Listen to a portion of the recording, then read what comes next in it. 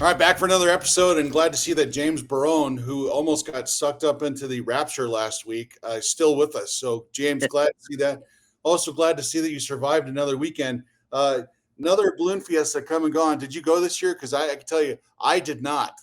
I haven't gone to a balloon fiesta since I was like in 8th grade. I Yeah, mean, once you've done like 2 or 3, I think you've pretty much done them all. yeah. So, It's like fiestas in Santa Fe. You just don't go. You just start, yeah, and why do you want to get up at 4 o'clock in the morning just to go to that? I'm sorry, I'm just not built that way. you It's just like drive let's either down stay up late Paseo or and just check out what the balloons. You can just drive down Paseo and check out the balloons on the way to Starbucks. You could do some. drive. You'd be better off walking down Paseo at 7:30 in the morning if you're going to watch the balloons because driving is almost impossible. I will say this though, Albuquerque traffic seems to get a little better on Paseo during the balloon fiesta because if you have school in session and the balloon fiesta, that's a bunch of people in a parking lot somewhere. So the traffic doesn't get quite as bad as it usually gets. But like when we're playing those two Thursday, Saturday hoops, oh man, it takes 45 minutes to get through town. It was terrible on Thursday. I mean, I know you didn't show up because you're smart, unlike me. It took me about 45 minutes to get there. Well, I had to go to Lobo basketball practice. They finally opened Lobo basketball practice for the first time in forever, and so they either that or go hang out with the guys. So look, we have an honored guest today. We finally have a guest for the first time in like a month, at least a month, and I'm going to preface it by saying former Eastern New Mexico soccer player, which is why I'm wearing my ENMU sweatshirt. Let's go. In your honor, Adam Diehl, also known as the husband of the most popular teacher at Volcano Vista, and I could say that with confidence because my daughter has your wife in her class, so she loves her. I didn't know that Yeah. actually. Probably should have known that. And yeah, it's a shame that I can never outdo my wife. Even in college, when I played sports, and I had a very good career at Eastern New Mexico for 4 seasons, and my wife still was better than me. She was first team all conference. I was second team. She always outshadows me, man. So Adam Diehl, look, if you're ever in Albuquerque, you can tune into 1017.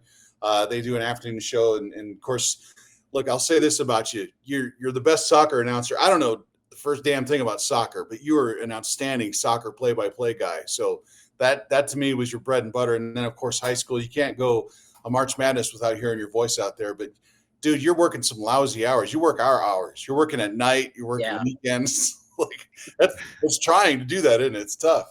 well, I appreciate the compliments. I do. I love doing it. Yeah, the hours are tough. It's more wild to say like that. I have a day job too, right? So I work at HP, and then I do radio, and then all the other stuff I do is Sports Primo. So it is a lot. But I mean, I think you guys understand. Like, if you love a craft, then it makes it like less like it's work. I mean, it still is work, and sometimes there are frustrating moments with it, but I do enjoy it thoroughly. It makes those 70 or 80-hour work weeks worthwhile at the end of the day, doesn't it? They get there sometimes, man, especially like, if you're doing like a couple Sports Primo games a week, and then I'm doing New Mexico United, and then I got the radio, and then if I'm working with the Mountain West Network, which I do time to time, like I'm going to do the cross Right. country championships for the Mountain West Network. And so it does get busy, but I mean, it's like I said, like it's worth it. And guys, in our fields, like in media in general, if you don't like want to be willing to do the odd hours and stuff, it's not for you, right? Yeah. It's not for you. If you don't want to be willing to do the weekends and doing the extra hours at night, then it's just not for you. Yeah, the divorce rate and the alcoholism in sports journalism has got to be through the ceiling. I've survived both of that apparently, but I got to ask you, man. Like to me, cross country is one of the easiest things to cover because the gun goes off, everyone disappears for 15 minutes, and they come back, and everyone's tired, and you ask them how it went. But how do you do play by play for a cross country race? That's got to be tough, man. Cross country is the hardest thing Yeah. to cover, and especially with the Mountain West Network, because they cover it into detail. So they have a camera like following the leaders, they have an aerial shot, and they have cameras throughout the course, and they make sure they keep you on top of the group.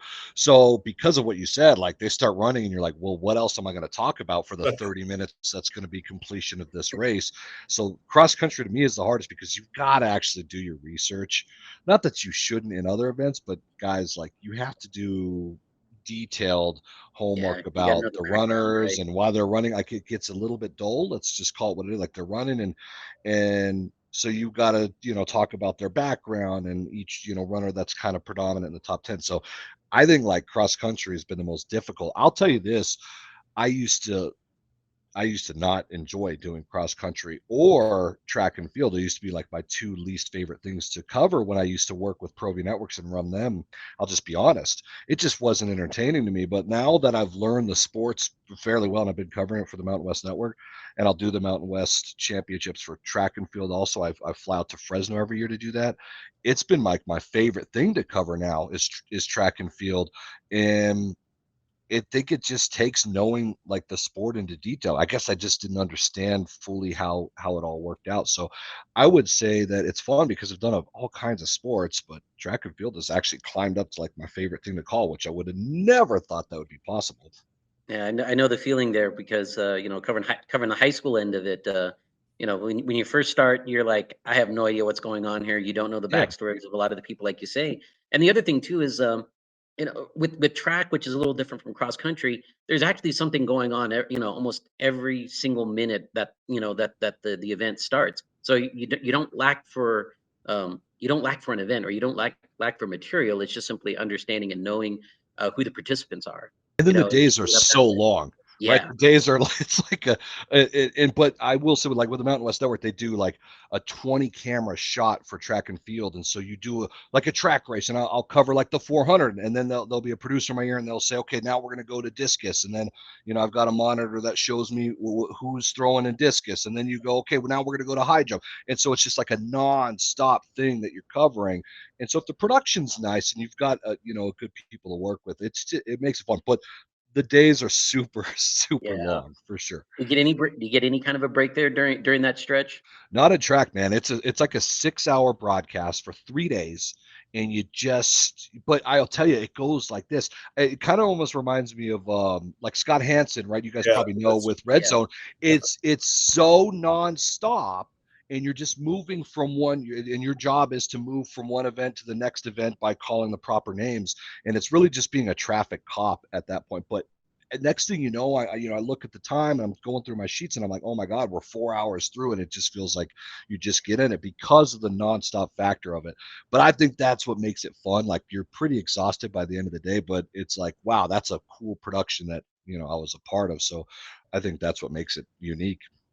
You went to the perfect school for sports journalism. Eastern New Mexico's got a really good reputation for doing that. They do. Was that the genesis of it? Did you go down there with the idea of getting into broadcasting?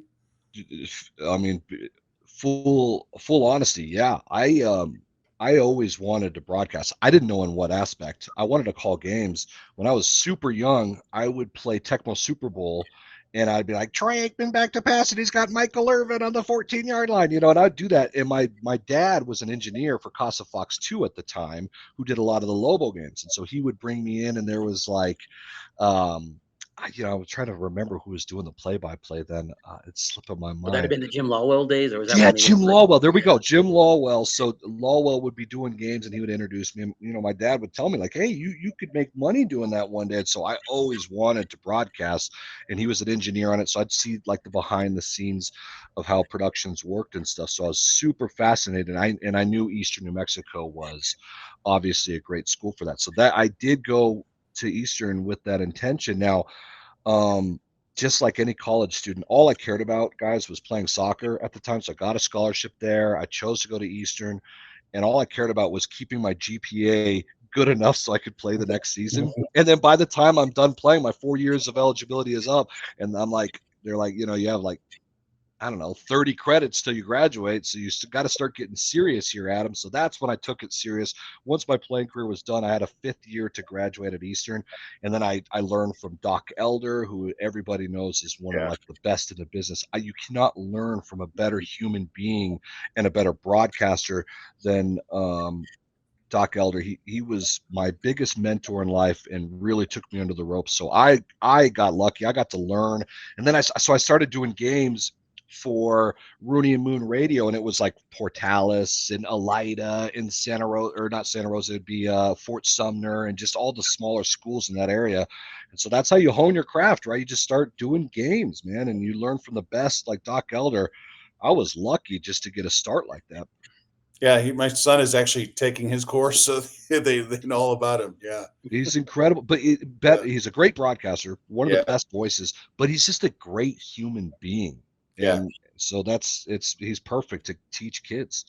Yeah. Did he give you a warning though? The hours stink and the pay sucks and all that stuff. I was so naive, man, coming out of college. I'm like, I'm going to go get a job, and then I'm going to get like a D1 job. And you don't realize how difficult it is to kind of climb up in the world. Like, it's taken me this long. I'm now 39 years old. And so coming out of college, I've been broadcasting the entire time, just doing games and gigs. And it's taken me this long to where it could be like a full-time thing finally for me. Like, it's this long of weekends. And, so I was naive coming out of college about thinking how you get jobs and stuff in the industry. But I wouldn't take anything away, because guys, like once you just, you do so many different things and you get diverse. So I feel like I'm at a point, career-wise broadcasting, where I could do a lot of different things. I'm not afraid to do any sport. I've done just about every sport you could do. With my ProV Network days, I was doing weird stuff like the Ninja Warrior, broadcasting Ninja Warrior. And, I did so many boxing events, which I was very nervous about. And now I feel very comfortable doing boxing. So it's allowed me to at least be diverse. I could tell, like, straight up in a resume, that I have a pretty diverse resume all of a sudden. Yeah. I know James and I have both made some stupid mistakes in our careers. Like one time when I wrote an entire feature story about an assistant coach, and I put one letter wrong in his name. I did spell check, and it changed his last name to something completely different. I read through the story twice, never picked up on it. Story ran as a feature on a Sunday in the Albuquerque Journal. Never noticed it. And he called me up the next day and said, "That's a great story, but you got my name wrong." I was like, "Oh my God." But there's been bonehead mistakes. Have you ever had a bonehead mistake where you're just like, what was I thinking? A billion.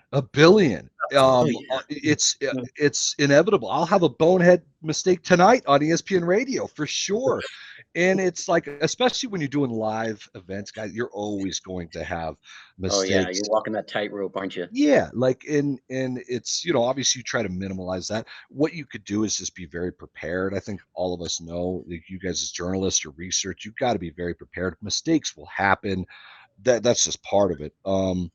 I will say, like, I just getting names wrong all the time. I remember Adrian Ortega, who now is, the AD of APS. In my first seating and selection show with ProView Networks, completely like said, "Who's that? What's that guy's name again?" Oh, whatever. And I like dissed him. And Adrian Ortega was like mad about it. He was like, I remember him sending a message to Steve Davis, who was my boss at the time, saying, like, "Who's this clown that you got on the seating and selection show? Can't even get my name."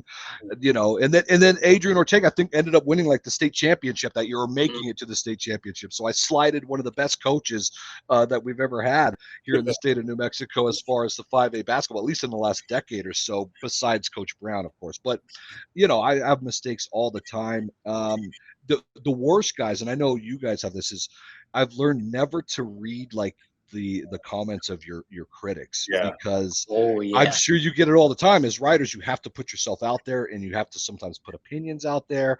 And I remember I was doing a Lobo basketball game, and I was able to cover the Lobo men's basketball and women's team for games that weren't picked up national TV. It would be on the Mountain West Network. And so I got to do play-by-play for a few of them. And one of my calls is like, if you swing it out to, James swings it out to Will Weber, the corner, twining and dining, another triple for Will Weber.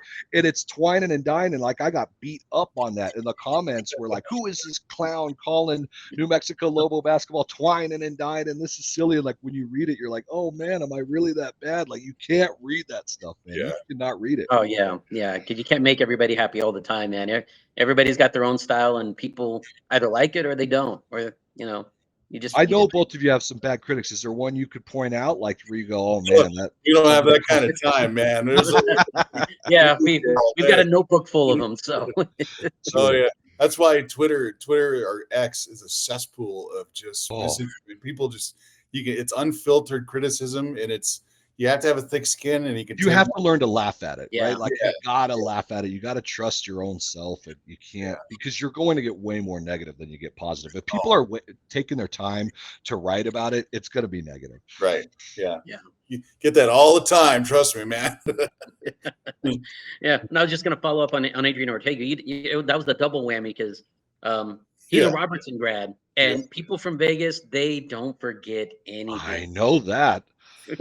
Adrian's one of the nicest guys in the world, but I told him, I was like, you always look mad. Him and Damian Segura, they always have this angry look. It's like, guys, and they're the nicest people in the world, but they just look angry, and they'll laugh their heads off. They're conversational. Like, man, two guys you do not want to cross paths with because they look like they're about to beat you up. Yeah. It's true. Listen, anybody from Vegas, to have an intimidating kind of demeanor to them, anybody really, it feels like that, especially Adrian. Adrian hits the gym pretty hard, right? He hits the weight, so he's got that as well. But you're right, Will. He is absolutely one of the nicest guys there is. So. Yeah, I hate to see him. Look, I know he's doing a good job with APS, but he was a hell of a coach at Atrisco. He certainly was. He's one of the best, I thought, to be honest. I mean, you'd have to obviously put Greg Brown there, obviously, just based off of his history. But I would say he would probably be next with, William Benjamin, probably, as far as the top classification 5A basketball coaches in the last 15 years or so. Oh, sure. Yeah. Agreed. Yeah. Agreed. I think you might want to put Woody up there too. I mean, with what he's done at Highland. Oh man, he's been incredible. And it just I'm not saying it's like the toughest shoes to follow, but Danny Brown did such a good job with Highland, and we know it. He was good for those kids. So I think everybody thought, well, this is going to be really difficult for a transition, and it wasn't. So and Danny Brown himself would admit, man, what a perfect hire he ended up being, obviously, and how Highland has taken their program. But he 100% is cream of the crop in 4A, and now all coaches really right now. Yeah. Look, we're 2-3 weeks away from Selection Sunday. So anyone with a numbers fixation or brackets fixation, this is the time for you. People. Well, and we know you do that a lot on your X feed and everything. So you're always, especially this time of year, man. People start eating that stuff up, don't they? Yeah, I ever since I was young, love brackets, just like you guys. Once I figured out you could start posting this and you get good interaction with people, I think it's fun. I love the banter too. I love the arguments. My favorite is getting messages from coaches and be like, how are we a 4 seed? We should be a 2 seed or whatever. And and then my favorite also is well, the NMA, I hear this all the time, is the NMAA just takes Adam's bracket and that's what they do. It's like, what? First off, that I'm pretty sure the NMAA doesn't like me. That's number one. Number two, coaches haven't learned that there's a mathematical formula to this thing. It's just a formula. The only objectiveness is a coach's input form, which ends up being the coach's poll. So you try to project what the coaches are going to do, which there's coaches polls released all the time on NMOTSC or whatever with, I know, Richard Tripp, and he does a good job of that, but those never line up to the end of the year poll that the coaches end up submitting. So you have to do a little bit of, what do I think these coaches are going to vote? And that's the only objectiveness to it. So it really is a mathematical formula. Yeah, it is. And there's so much gamesmanship when it comes to that polling, especially when it comes to that final one, man. I hear coaches and afterwards talking about how, we may have seeded this team higher than that team, just so that way we could maybe, either move them out of our side of the bracket or to get them or to get them into our side of the bracket. Yeah, La Cueva's a 9 seed. They're terrible this year. Yeah. It's going to be fun. It is heating up though, right? It's crazy how it's around the corner. I'm not going to lie. I did my first bracketology last night, but I haven't released it. It's so biased because my son plays as a sophomore for Volcano Vista's varsity for Volcano Vista. My daughter is an 8th grader on the Volcano Vista varsity. So just for my own personal this is the first time I've had to do that for my own personal needs, guys. So I have done those, but I haven't released them because I feel like it's just so biased, now that my kids are involved in high school sports. Yeah. Well, and then you also got to factor in that you're the voice of the Cleveland Storm. And so I'm sure Matt would love to see you knock them down to like a 2 or 3 seed in the bracket, wouldn't he? Guys, it's messed up because I used to coach at Cleveland too. I coached soccer there for 5 years, and then obviously I cover a lot of Cleveland sports, and so I do like Cleveland. There's no doubt about it. My kids go to Volcano Vista; they don't like Cleveland, and then I'm a Rio Rancho alum. Like so I love Rio Rancho because that was my school and I played there. So John Shepard's still head coach of the boys soccer team, so I do have a place in my heart for them. But my kids hate them as well. So I'm in a weird spot here all the time. Yeah, I can't wait for the first game where you're broadcasting a game where your kids are playing in it.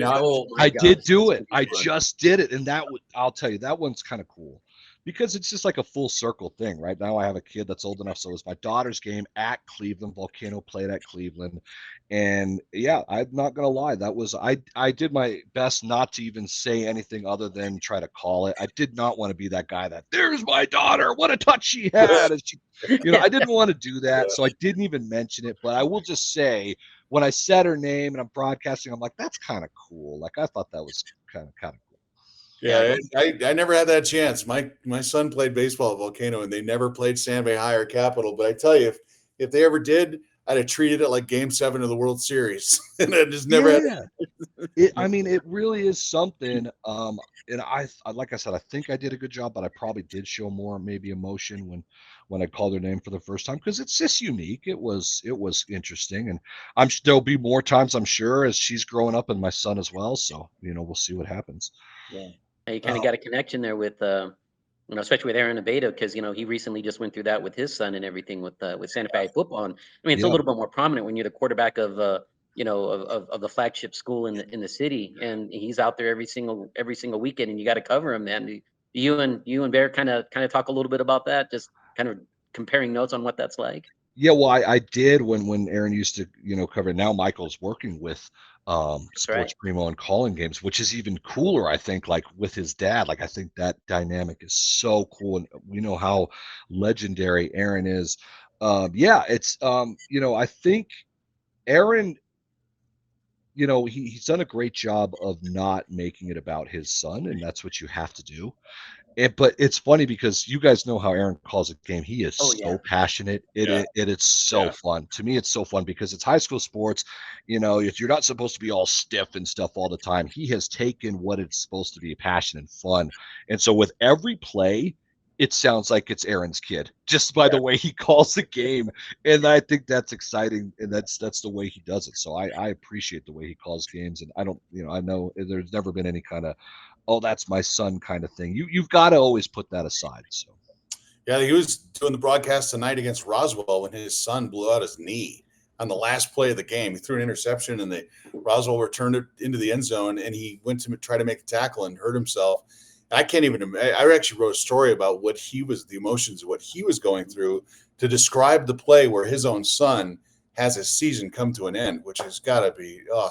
That's the most trying thing a parent should have to go through as a broadcaster. Yeah, that as like, utopia as it is, I'm calling my kid, and then to have to do it like that. Yeah. Nobody. We wish that upon nobody, man. Well, I feel the same way when I'm broadcasting about James. Maybe one of these days I'll show up to Thursday basketball and announce one of James's games. I'll get kind of emotional. I'll get all choked up. There's Barone for 3. Oh, James, you hitting those triples? That's pretty much my game, man. And usually it's on this dude right here. Yeah. I tell you what, anyone who's ever seen James Barone play basketball, he defies physics because he'll get a 3-point shot off despite a 6-inch vertical. And he's a foot shorter than everyone. And he can still manage to get it off. I have no idea. You can draw charts and graphs and bring in Bill Nye the Science Guy, and you just cannot figure out how this guy doesn't get rejected every single time. So go figure. I'm gonna have to see this. I'm gonna have to see. Oh, yeah. Oh, you got to come one of these days. Will's been telling me to come. I just haven't come. I don't know. Yeah. Hey, we're gonna take a break. I want to come back. James is working a story about the McCurdy football team. So I'm gonna put you on the spot when we break, and then we'll get into the bracketology part of things because I know James, you and I have talked about whether the Santa Fe High Demons will be a 2 or 3 seed in the 6A playoffs this year. So we'll get into that. We'll take a break. We'll come right back.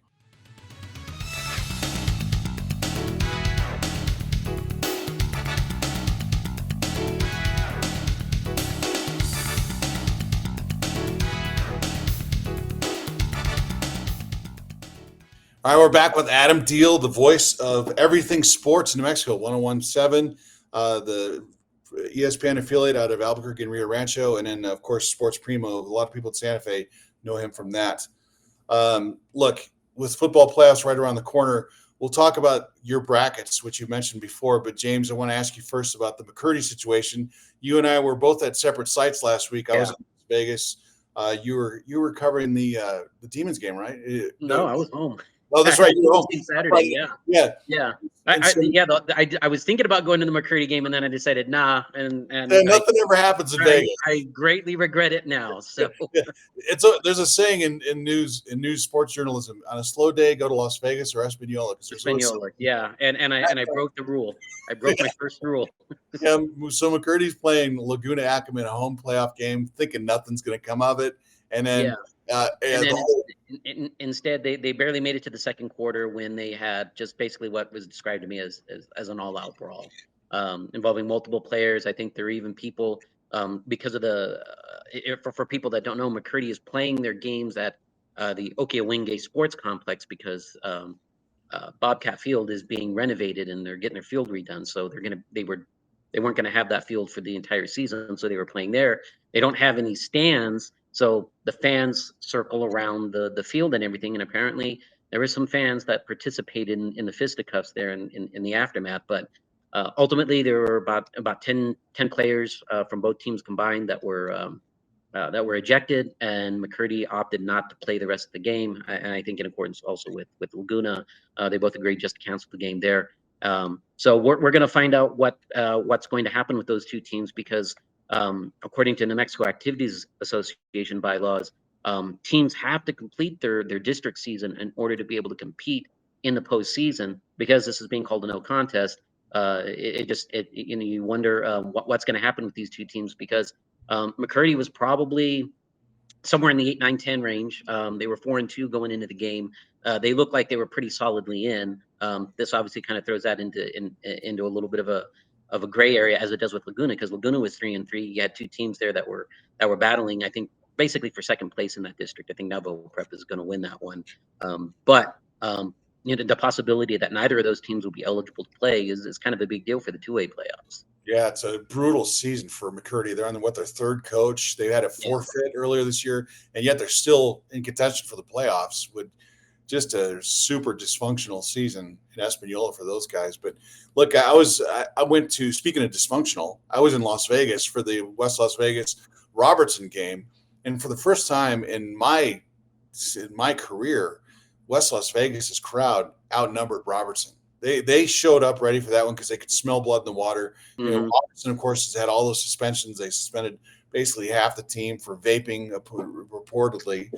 And so, West Las Vegas took them to the woodshed, and they were unapologetic about it afterwards, celebrated on the field. Now they play St. Mike's this weekend, a game that is like the de facto state or district championship. District championship, yeah. An argument for the number 1 seed in 3A. So that we'll settle that debate as we go. And then, of course, Pewaukee had a chance to take sole possession in first place in their district. Completely blew that by losing last weekend to Hope Christian and Albuquerque at Milne. But the thing I want to talk to both of you guys about is Santa Fe High.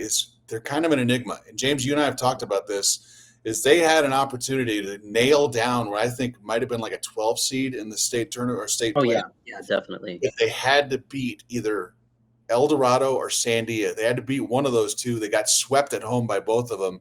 And their possibility exists. That team could finish 5-5. Is that enough?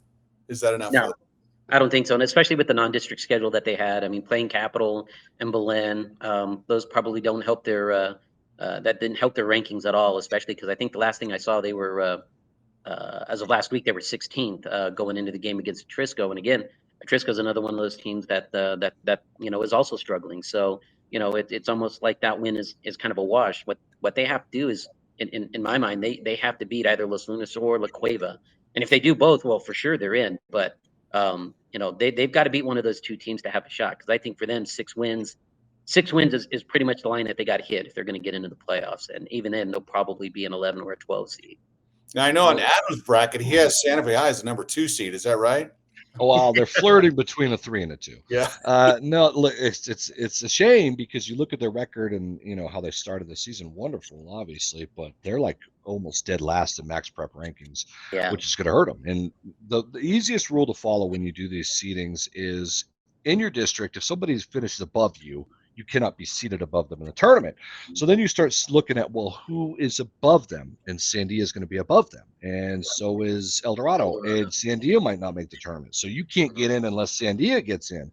Yeah. So, yes, to James' point, you're going to have to beat Los Lunas. You're not going to beat La Cueva. Yeah. Los Lunas is, I mean, they're okay, but it's not like they're wonderful. So it's like a doable game. And Santa Fe's been decent this year, like and competitive too on their losses. So I'm not saying they can't, but they're going to have to. I don't see a world in when they get in just based off of the metrics. And if you look at their schedule, obviously it's soft because their max ranking is so bad, but they have no district champ wins. Yeah. They're not going to be ranked high probably in the coach's input form. I see nothing that helps them other than a nice record. They have to beat Los Lunas. Yeah, they do. And the thing that might help them too is that Los Lunas' stud quarterback, Caden Reese, he got hurt against La Cueva last week. There's a possibility he might not play. But Paul Sermons, their backup quarterback, did an admirable job. Got Los Lunas actually back into the game. I think they got him cut that lead. It was about 21, and they got it down to about 12 late in the fourth quarter. He's a good athlete. Yeah, Sermons is, and he has an older brother that won a state championship with Los Lunas. Yeah. He's a sophomore, upcoming player, so he is actually kind of nice little backup for Los Lunas. But again, this is not like some unbeatable team for Santa Fe. It's possible, but that is the only road I see that them getting in is they got to beat Los Lunas. Yeah. Now we drop down to 5A, and 5A is interesting because it's dominated by the Southern District. You have Artesia and Lovington, all these teams. As well, yeah. You have Los Alamos, which probably will finish 10-0. And the question isn't if they get it, they'll make it to the state tournament, but do they get a top 4 seed? Because you could make a very strong case that the top 4 seeds go to the teams from the South. There's only 2 districts in 5A. What are you guys' thoughts on LA maybe getting a top 4? I think it's possible, especially if they go undefeated. If they go 9-1, I think they probably end up in a 6-7 range, maybe a 5 at best. But I think 10-0 will probably get them a 4 seed just based on that. I think precedent basically shows, and obviously the metrics I think will also play out to that because Los Alamos has probably the best record or one of the best records in 5A. On top of being a district champ, those are 2 criteria points that are going to be way heavily in their favor. Even if they don't do as well in the Max Preps rankings, coaches poll, I'll bet you they probably end up somewhere in that 4, 5, 6 range, and that might be enough for them to get to that 4 seed. 5 seed, I think that works. They'll have to have help from the not Max Preps. They're not going to get their Max Preps. I think they're like 6 right now. The coaches poll. So it just depends on how people vote. I don't even think they have. I think they have 1 district champ win so far projected, at least right now. Which that's not going to be good enough, I don't think. So the problem is Max Prep rankings, and everyone has a big problem with that. I get it, but it is a metric that we use. It's the heaviest metric that we use because it is pretty unknown, to be honest, and that just because of the schedule that LA has, it's going to hurt them.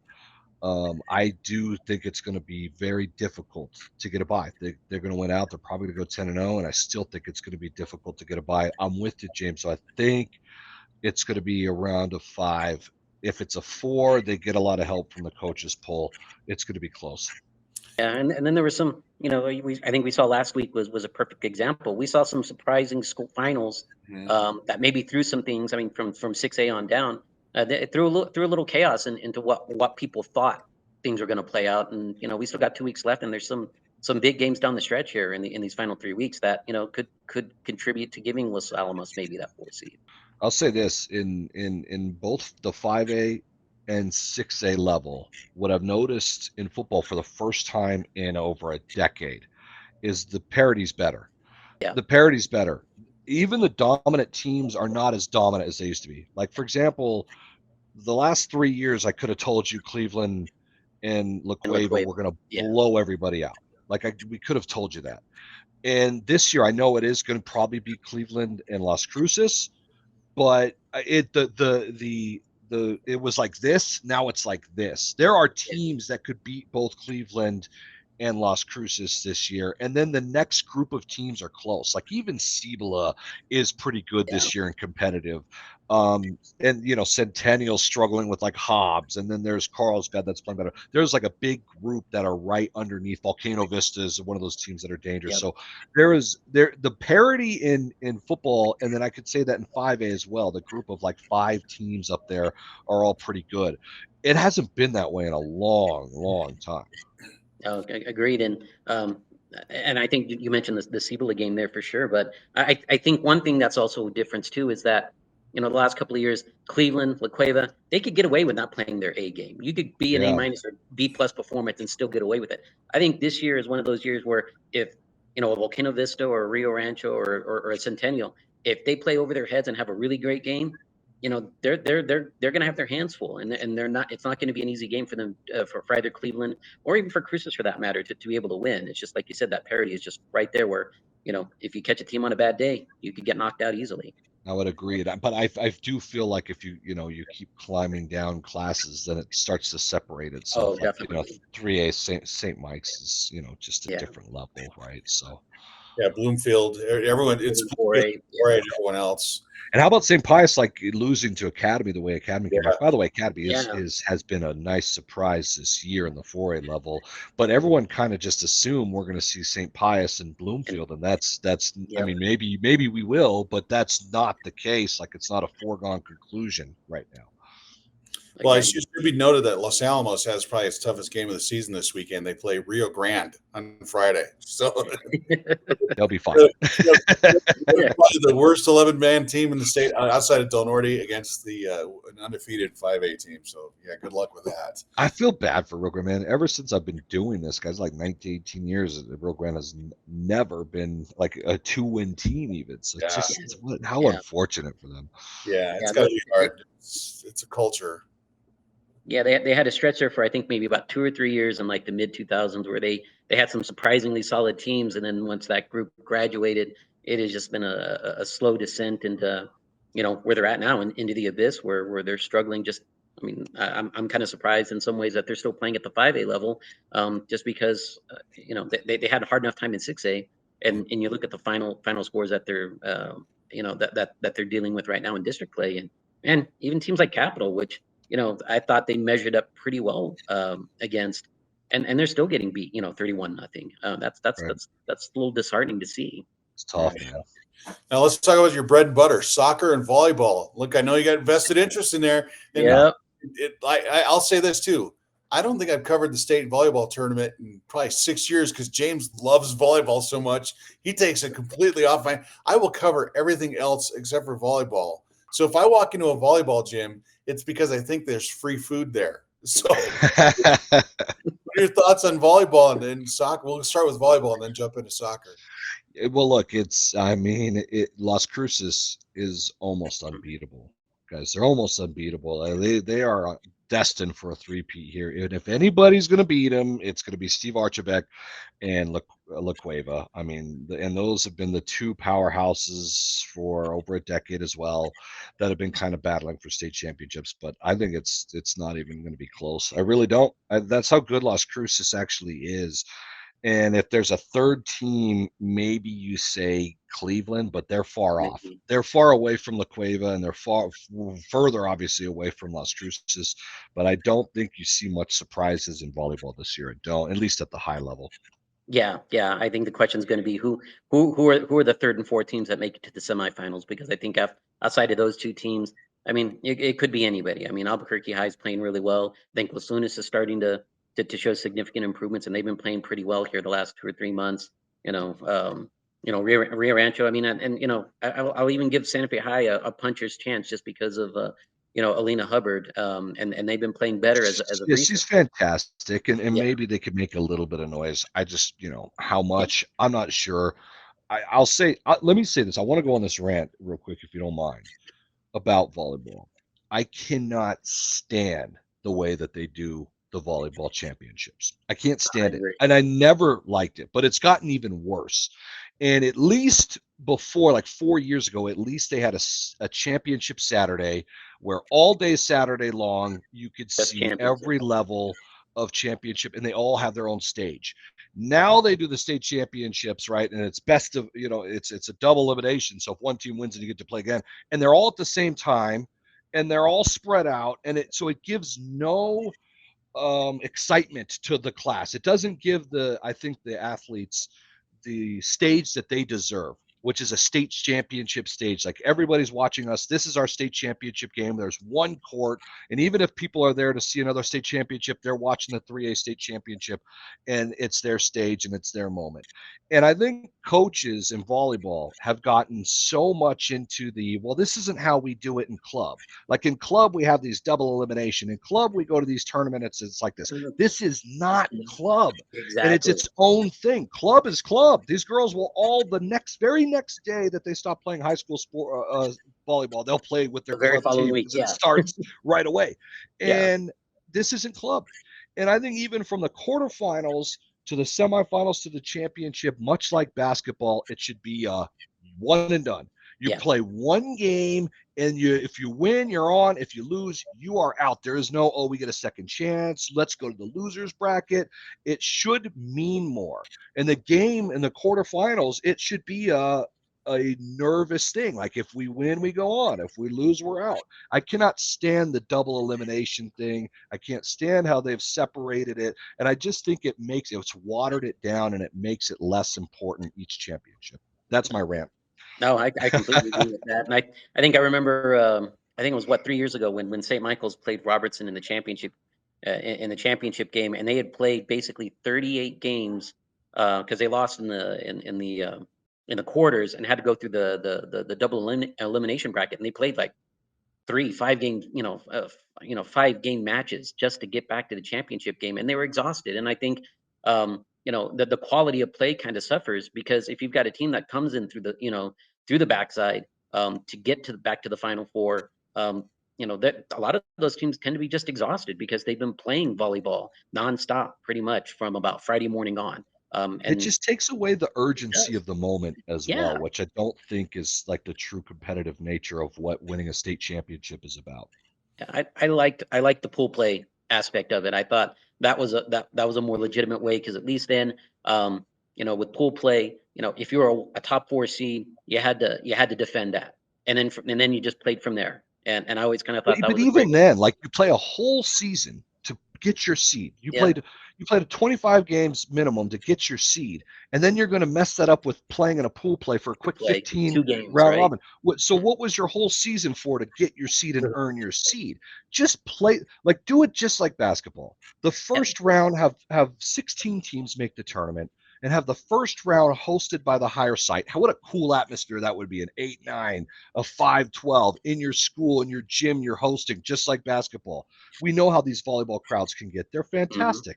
And then play the final 8 in just a single elimination. Like, I don't know why we're making it so difficult for no reason.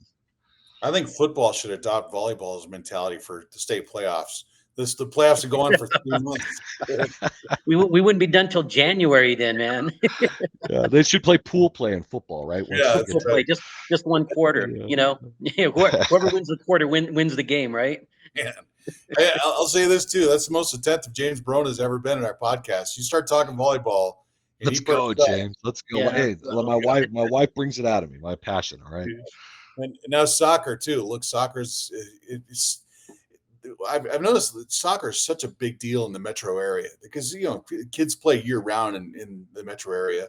But who are the teams to beat? Because it seems like every conversation you have is always surrounding the teams in the metro area, and then it radiates out. Yeah. So I mean, if you start on the boys' side in 5A, it's going to be fun, because there is not a clear favorite, and I'm talking it could go 7 deep.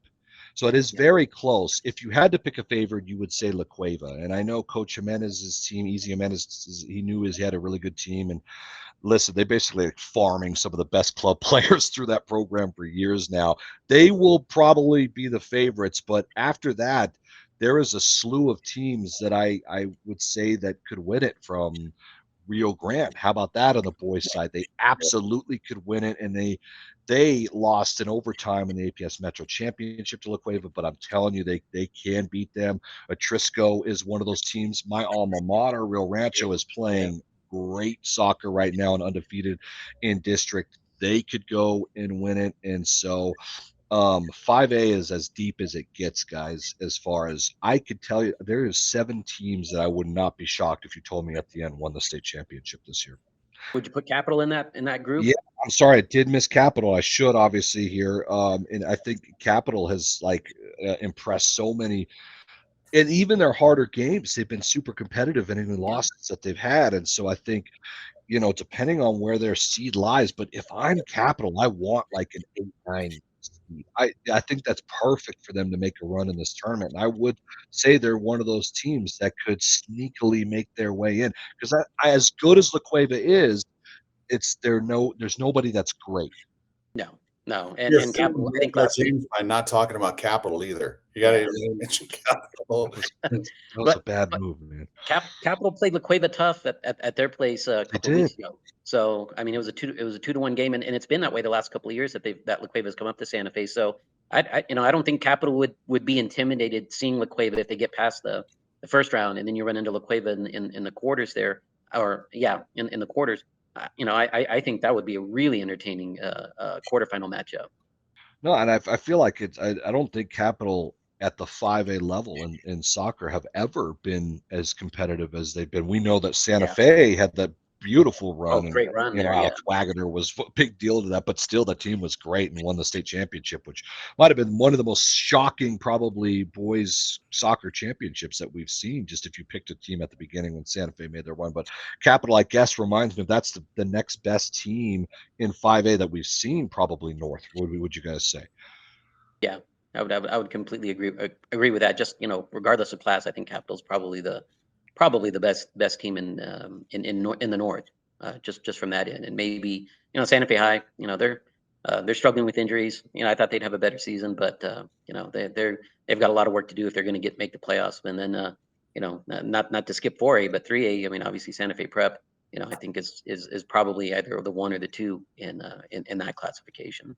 Yeah, I think Santa Fe Prep is more than likely a 1 just by looking at it, and I don't know. I don't know as far as who's going to challenge them, to be honest. I think they have the inside road for a state championship. And by the way, they've been beating like the 4As and the 5As as well. It's nothing. So they've been doing a great job. And I think the question will be Sandia Prep, because they always play those. They get they get that advantage. They're better than Sandia Prep this year. I'm telling you, Sandia Prep is going to be looking on. In fact, they're struggling in their own district right now, Sandia Prep, and so they're going to be fighting for a high seed. I do think Santa Fe Prep is the team to beat. Yeah, Hope's girls. I know they had a lot of attention, but are the Hope girls the best girls team in the entire state, regardless of class? The Hope girls team is the best team I've seen in girls soccer ever. I'll go there. I've never seen a better girls soccer team in the state of New Mexico. You could take that what you want, but there's a reason why they have this win streak. And they're not beating their 4A opponents. They're crushing their 4A opponents. Yeah. They beat every 5A opponent every year for the last couple of years. But this in particular team, and everyone's in trouble because they're young. They're a bunch of sophomores and even freshmen, and they're going to stick around, and they've done a great job. And they've built this program that is simple. I'm telling you, the way they move the ball and the athletes that they have, they've got like 561 athletes. I'm telling you, this is a team. If you beat them, it would be the biggest shock. I think the only girls team that could beat them, maybe they would have to play perfect, is St. Pius, who's very young too on the 4A girls side. But hope is, guys, this is as legitimate of a program that we've seen. Wow. See, now I got to ask your opinion. You're a soccer guy. You went to Eastern New Mexico. They just dropped soccer there. Did they? That's the second time they've dropped soccer at Eastern New Mexico. What are your thoughts about that? Because soccer seems to be the first one to go when it comes to Title IX. You're cutting that or wrestling. It's sad. I hate it, obviously, and it's the second time. And I got a group of some of my best friends in the world still that I played with, and we got so excited when they brought it back. And they didn't do it right when they brought it back. They brought it back, and then they just had like 13, 14 foreigners on their team. Like that's the new thing to do, right? Is bring in people from Germany and England. Like these guys are so much better. They're not. I'll just tell you that. And that's not how you build a program. You have to have in-state players. You have to have multiple in-state players. Half your program at least has to be in-state players. And it's sad to me because I do think it is sustainable athletically and budget-wise. I do think it is sustainable, but you got to do it right, and you've got to have in-state passion. And it frustrates me because there's not one college program here in the state of New Mexico that has NCAA program that has men's soccer. Yeah. And this is a soccer state. And we have great soccer players, and you see how New Mexico United did. And I'll tell you this: when the Lobos had D1 soccer, they were not only one of the better programs in the nation, but they also filled up a crowd. So I know they went through a spurt where they were in the red and they lost money. I don't think that was the answer, though, cutting the program. I get that there's Title IX and you've got to have a certain amount of female athletes to male athletes, and then the budget is there. But I think one of the biggest growing sports obviously should have in our state should have a men's program, and someone somewhere should try to figure that one out. Yeah, it is interesting because when wrestling was dropped at UNM, you still have wrestling at the high school level, but you kind of it's almost like playing as an independent in high school where there is no postseason. The only opportunity you have to move on is if you get lucky enough to get recruited by someone out of state.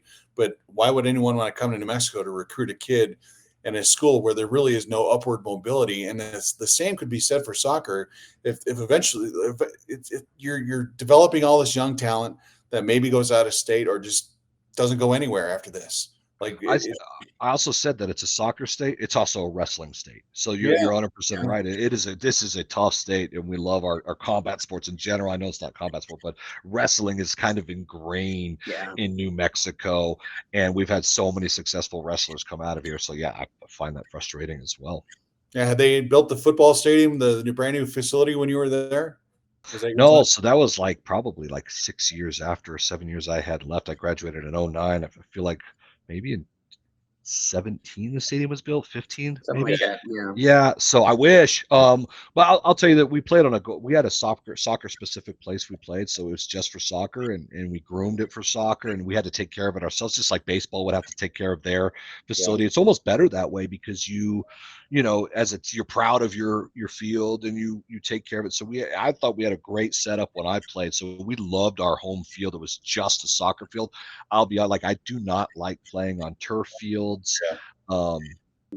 It's just different, right? The ball bounces, it moves faster. Maybe for some teams it works better that way.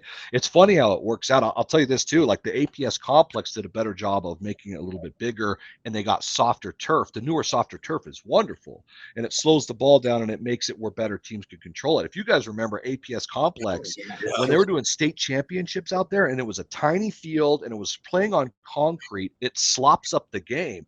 So you would have underseeds that would be able to knock off the higher seeds more often, just because the game becomes more sloppy, which would then favor a team that plays more sloppy. So they've done a good job, APS, of making that better, but it does matter. Like the terrain you play on and the turf you play on, it does matter for sure. Yeah, I remember those old days when it was like watching handball, those little minimal dimension so bad. You could have a free kick, the goalie could just kick it and have a legitimate shot of scoring at the other end. 100%. A little bit of wind, a hard bounce. Man, that APS is brutal. I remember the year when Pius had their run of what I think like 8 straight state championships in, because Farmington, that exact thing happened at a free kick on Pius's side. The ball gets cleared, just goes over top of everybody. Farmington had a fast kid up top, just took it and beat the goalie 1-on-1 in overtime. And that's how the dynasty ended. All you need. And we know, like in soccer, it's you could have one shot on goal and be outshot 20-1 and you could win. So it's just a weird sport sometimes, right? You bring up St. Pius. I'll tell you on the boys' side, St. Pius is fantastic. I got to give a shout out to a Las Vegas family. AJ Herrera is the head coach of St. Pius. maybe the best soccer player that we've had probably come out of our state. He played for Maryland in a couple Final Fours. He played for our U.S. national team. Well, he's got himself a team, and his son, Diego Herrera, now a sophomore, like one of the best players in the state. So like father, like son. So they've got a chance. They'll be around again in the end on the 4A side for sure. Agreed. Yeah, AJ was a quote machine when he was coaching in Santa Fe. That's for sure. Yeah, he was bouncing around Los Alamos. He was there for a little bit, then Santa Fe. Did he give you some good quotes? What did he tell you? He's one of those guys where he'd have nothing to say, and then he'd talk for 15 minutes. So,